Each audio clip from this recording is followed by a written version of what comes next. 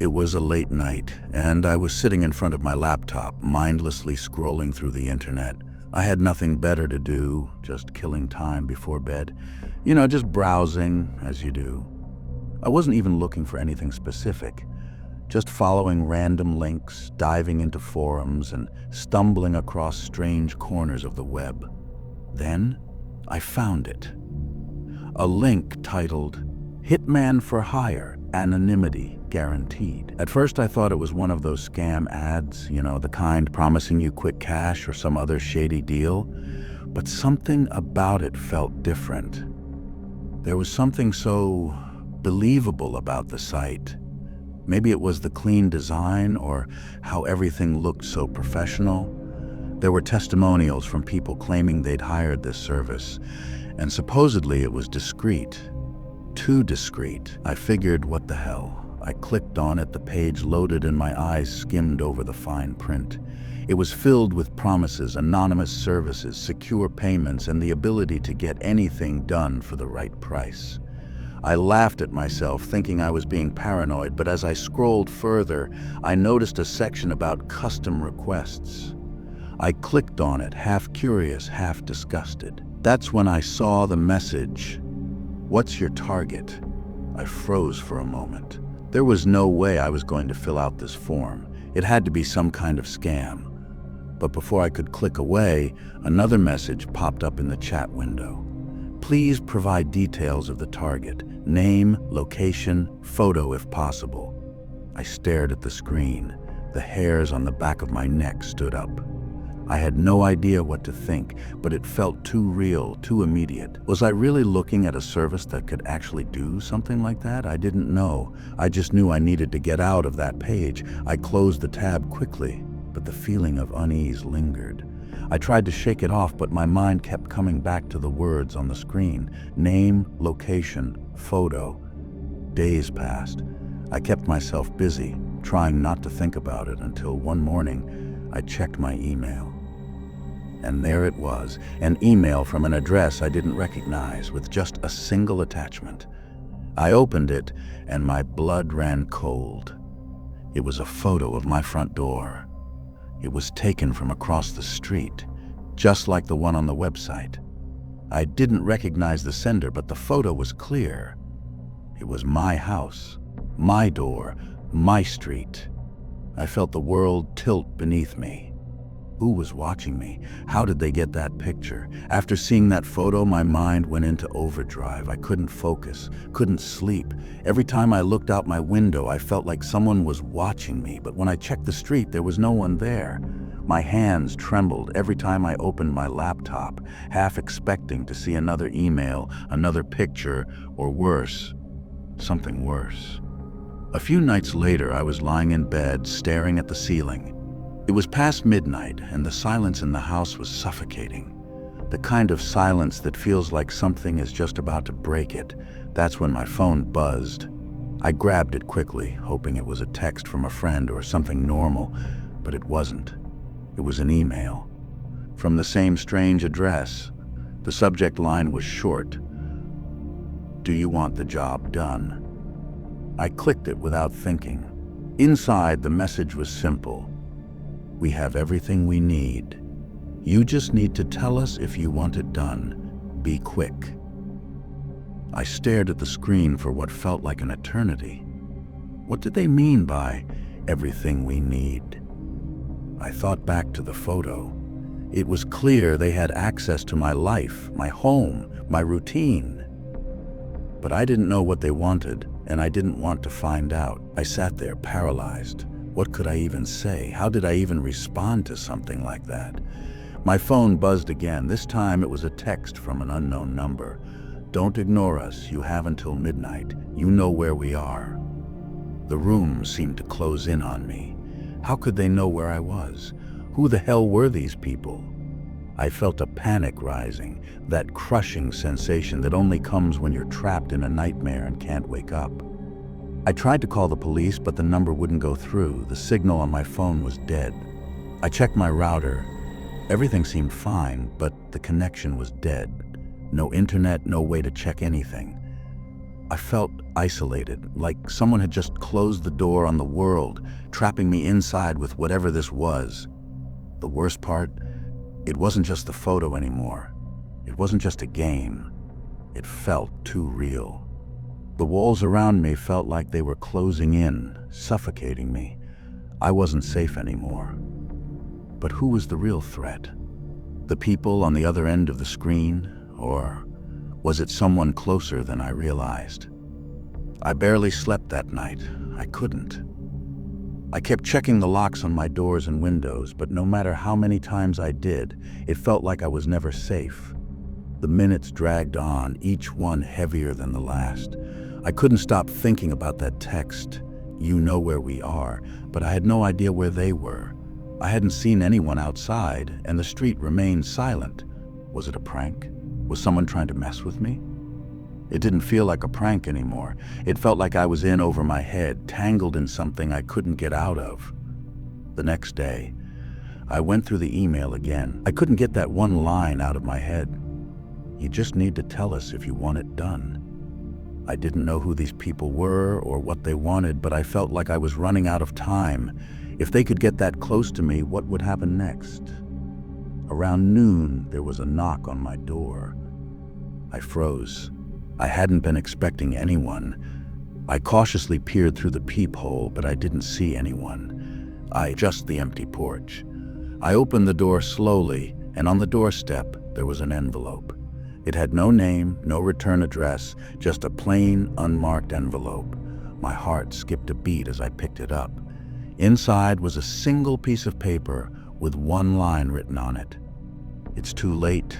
We've already made the decision." I immediately slammed the door shut, my mind racing. What did they mean? Who was making decisions? My phone rang then, and I nearly dropped it in panic. I answered without thinking. The voice on the other end was cold, calm, and unmistakable. "You didn't respond, so we've taken care of it. Don't worry, it's all over now. You'll be fine. For now." I felt my blood run cold. I didn't even know what was happening anymore. The voice wasn't familiar, but it sounded almost like they were enjoying this, like they were toying with me. I tried to speak, but I couldn't find the words. The phone line went silent, and before I could even react, it disconnected.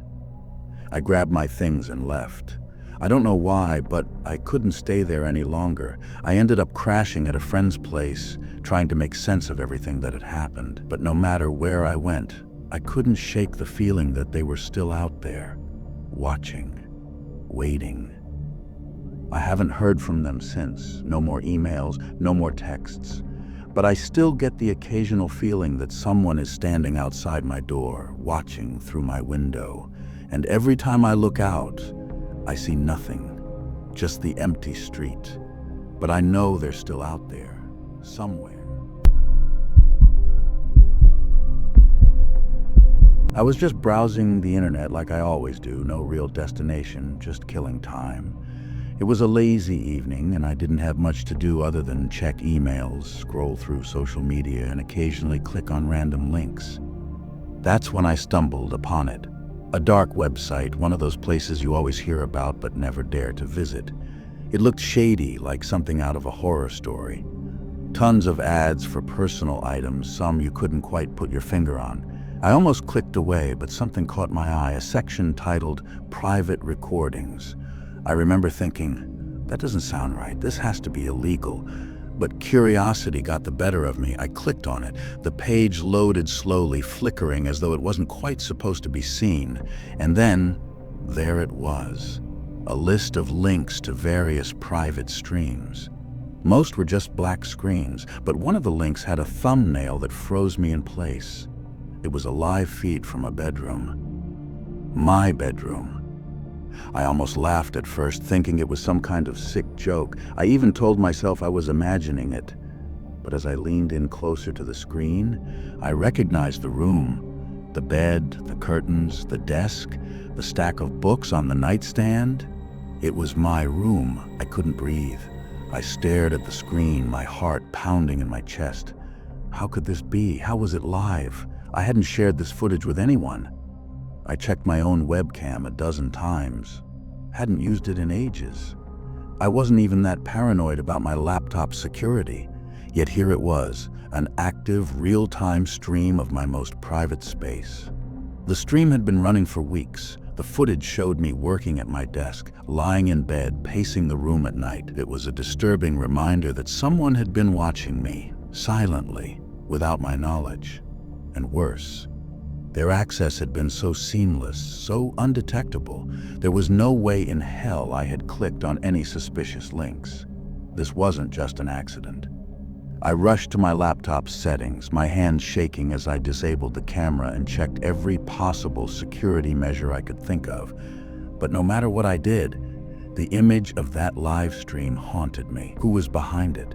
How had they gained access? And why? I had no answers, only a feeling of deep, cold dread.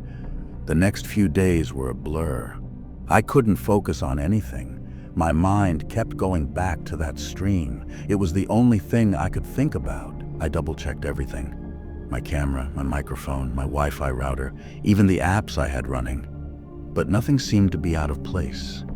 Everything was secure, or so I thought.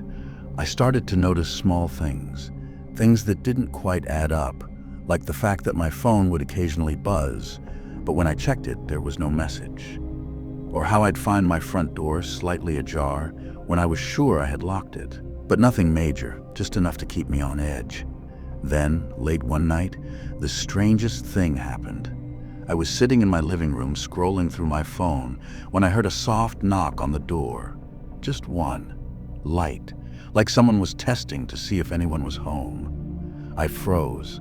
I wasn't expecting anyone. My friends lived out of town and it was nearly midnight. Who the hell would be knocking on my door at this hour? I stood up slowly, my heart racing in my chest. I peered through the peephole. No one. Just the empty hallway outside. I opened the door cautiously, looking left and right, but again, no one was there. All that was left was a small package, sitting on the doorstep, with no return address. My name was written on it in neat, unfamiliar handwriting. I bent down, picked it up, and brought it inside, my hands trembling. I didn't know what to expect, but I couldn't resist. I opened it. Inside was a single item, a black USB drive. There was no note, no explanation, just the drive. I plugged it into my computer, despite every instinct screaming at me not to. My screen flickered, then a video began to play. It was grainy at first, but as it focused, I saw it. It was me. It wasn't from my webcam, though. This was different. This was footage of me walking into my house, taken from across the street, from behind a tree. I could see the familiar street, the shadow of my house in the background, and me entering my home, oblivious. I leaned back in my chair, my stomach dropping. How the hell had they gotten that? How had they been watching me from the outside? It wasn't just the footage, it was the feeling of being hunted. I realized then that whoever was behind this wasn't done. They were escalating, and I wasn't in control anymore. I had become part of their game. I wasn't the observer, I was the subject. I couldn't stop watching the video. It played over and over in my mind. The footage of me, caught in moments I thought were private, walking through my front door, unaware that someone had been watching me all along. But that wasn't the worst part. The worst part was realizing that this wasn't just a stranger anymore. Whoever they were invested. They wanted something. They had been patient, methodical, and I had no idea what they'd do next. That night, I couldn't sleep. I kept hearing noises outside my window, scratching, shuffling, and the occasional creak of the floorboards. The whole house felt off, like it was alive and watching me, waiting. My mind kept racing, and I tried to reason with myself. I was being paranoid, right? This couldn't be happening. But then, as I tried to ignore the gnawing feeling of dread, my phone buzzed again. It was a text message from an unknown number, as it always was. "We know you're watching. We know where you are." The blood drained from my face as I stared at the screen. My heart started pounding. I had been expecting something like this, but seeing it in text form felt real, tangible. I could almost hear the words spoken aloud, like a threat lingering in the air. I had to do something. I grabbed my keys, grabbed my phone, and rushed out of the house, desperate to escape whatever this was. But the second I stepped outside, I saw something that stopped me dead in my tracks. A man standing across the street, half hidden in the shadows. He was tall, dressed in dark clothing, and he wasn't moving. I couldn't see his face, but there was something so unnerving about the stillness of his posture. He was watching me, and I knew it. Without thinking, I sprinted back into the house, locking the door behind me. My breath was coming in shallow gasps. I dialed 911, but the line went dead. No signal. Then, just as I was about to lose my mind, a sound came from behind me. A tapping. Soft at first, then louder, more insistent. I turned around and saw the faint glow of a flashlight coming from the crack beneath the door. I wasn't alone. It hit me then. Whoever had been stalking me didn't need the dark web anymore. They were here, in my house, and I had no way out. The tapping grew louder, and the glow of the flashlight crept closer, inch by inch, as I backed into the corner of the room. I couldn't breathe, couldn't think. All I could do was wait, and then, just when I thought the worst was about to happen, the door slammed open, but it wasn't the man from across the street. No, it was nothing. The doorway stood empty, but there, in the dim light of the hallway, was a piece of paper stuck to the wall. I pulled it off, hands trembling, and read the words, written in the same unfamiliar handwriting as before. "We've been waiting for you."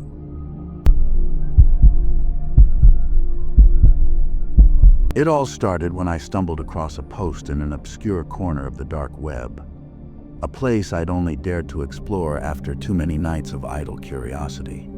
The forum was one of those places people talk about in whispers, sharing links to videos and discussions you shouldn't even know exist. And yet there I was, my fingers hovering over my keyboard, my mind racing with half fears and half thrills. I'd been browsing the dark web for weeks, always careful, always watching, but never fully diving in.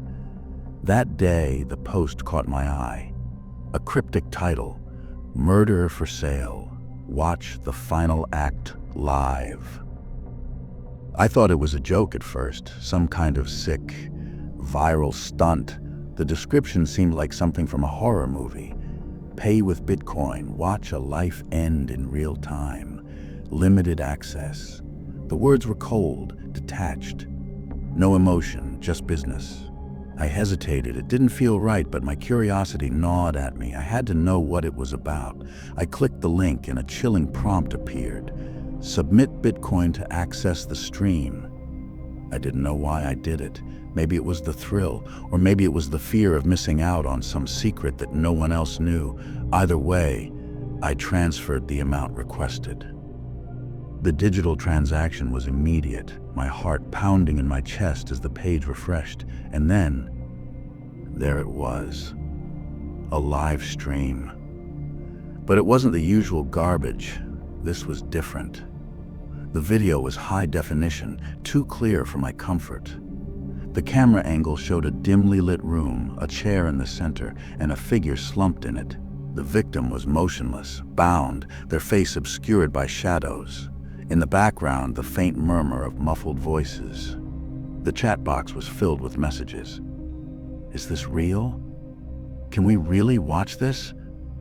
The air in my room seemed to freeze. My pulse raced. This was no prank. The sheer intensity of it made my stomach churn, and a sense of dread slowly crept in. The stream continued, and I couldn't look away. The video kept playing uninterrupted. I couldn't tear my eyes away from the screen, though every part of me screamed to close it, to look away, but I didn't. It felt like I was trapped, hypnotized by the horrifying curiosity that had taken over me. I noticed something strange. The figure in the chair, now I could see their face more clearly. A woman, maybe in her early 30s, her skin pale, her eyes wide and bloodshot. She was gagged, her head slumped forward as though unconscious, but there was something in the way she was sitting that made it clear she wasn't just knocked out. She was waiting. Then, a door opened off-screen. I jumped, my breath hitching. A tall man dressed in all black stepped into view. He had a calm, almost detached demeanor, as if what he was doing wasn't out of the ordinary. The camera shifted slightly as though someone else was holding it, and I caught a glimpse of another figure in the background. A man, his face hidden in shadows. The man in black approached the woman, and I felt a knot tighten in my stomach. He didn't say anything at first, just circled around her like a predator eyeing its prey. Then he spoke. "You've been chosen." I didn't know what that meant, but the weight in his voice, the eerie calmness, sent a wave of dread through me. I should have closed the stream right then, should have reported it, but I couldn't. I was paralyzed by fear, compelled to watch as the man crouched down in front of her. He didn't untie her, didn't offer any mercy. Instead, he pulled out something from his jacket, a knife, a simple silver blade. The sound it made as he drew it from its sheath sent chills down my spine.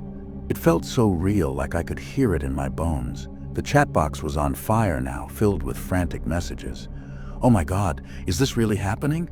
Stop, someone do something!" But no one did anything. No one stopped it. I could hear the woman's muffled sobs through the gag as the man pressed the knife to her throat. I held my breath, expecting the worst, but nothing happened, not right away. He just stared at her, his eyes empty. Then the camera zoomed in and I realized her eyes were locked onto mine. Her gaze pierced through the screen, almost as though she could see me, as though she knew I was watching her in that very moment.